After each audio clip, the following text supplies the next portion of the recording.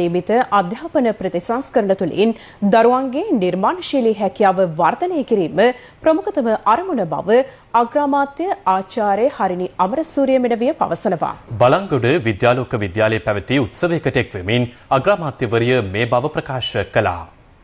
බලන්ගොඩ විද්‍යාලෝක විද්‍යාලයේ ඉදිකිරීමට නියමිත තෙමහල් ගොඩනැගිල්ලට මුල්ගල තැබීමෙන් අනතුරුව අග්‍රාමාත්‍ය ආචාර්ය හරිනි අමරසූරිය මෙනවිය විද්‍යාලයේ පැවති අරුමැසිය ප්‍රදර්ශනයද විවෘත කළා.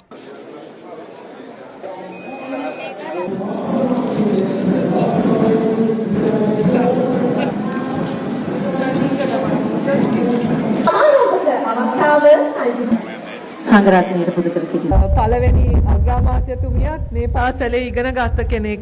එතකොට මේක ඓතිහාසික පාසලක්. ඉතින් ඒ නිසා මම හිතනවා මේක මට ලැබුණු සුවිශේෂී අවස්ථාවක් කියලා.